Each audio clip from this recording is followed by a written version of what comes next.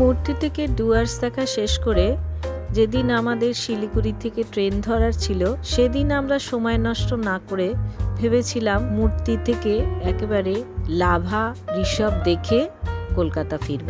সকালবেলা ব্রেকফাস্ট খেয়ে একেবারে চেক আউট করে আমরা বেরিয়ে পড়লাম লাভার উদ্দেশ্যে। চেল নদীর পাশ দিয়ে এই রাস্তাটি দামদিম এবং গরুবাতান হয়ে লাভা গেছে। সময় লাগে 3 ঘন্টা।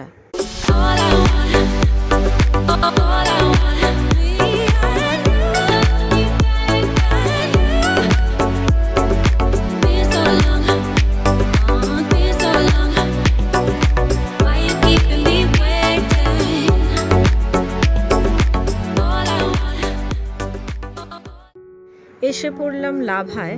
৭,২০০ ফুট উচ্চতায় এটি একটি ছোট পাহাড়ি গ্রাম, যা ভ্রমণ পিপাসুদের জন্য একটি আদর্শ জায়গা। লাভায় আছে একটি বিরাট মনাস্ট্রি। এই মঠটি ঘন পাহাড়ি বন দ্বারা পরিবেষ্টিত। এখানে আছে একটি বিরাট বৌদ্ধ মূর্তি, বৌদ্ধ শিক্ষা কেন্দ্র, প্রার্থনা কক্ষ এবং সম্প্রদায় মন্দির। লাভা থেকে চললাম আমরা পরবর্তী গন্তব্যে ঋষভে। ঋষভ লাভা থেকে 9 কিলোমিটার দূরে অবস্থিত ৮,৫০০ ফুট উঁচুতে একটি ছোট্ট ফুল আর মেঘের দেশ, যা রাস্তাটি পুরোটাই গেছে ঘন পাইনের জঙ্গলের পাশ দিয়ে। মাঝে মাঝে মনে হচ্ছিল বুঝি পাইনের জঙ্গলেই হারিয়ে গেলাম।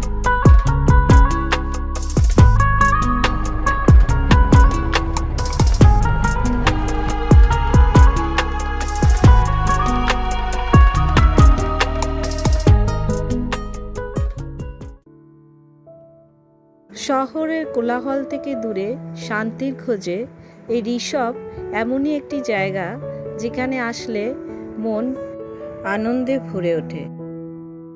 এখানে আছে ঘন পাইনের জঙ্গল আর মেঘে ঢাকা পাহাড়ের আড়াল থেকে কাঞ্চনজঙ্ঘার লুকোচুরি। আমরা এক ঝলকের জন্য কাঞ্চনজঙ্ঘাকে মেঘের আড়াল থেকে দেখেছিলাম, যাকে ক্যামেরা বন্দি করা হয়ে ওঠেনি। ঋষভে থাকার জন্য আছে অনেক হোটেল এবং হোমস্টে।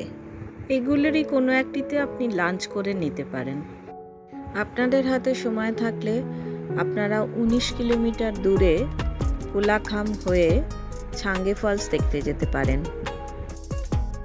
মনের মধ্যে লাভা ও ঋষভের অপরূপ সৌন্দর্যের স্মৃতি নিয়ে আমরা চললাম শিলিগুড়ির উদ্দেশ্যে।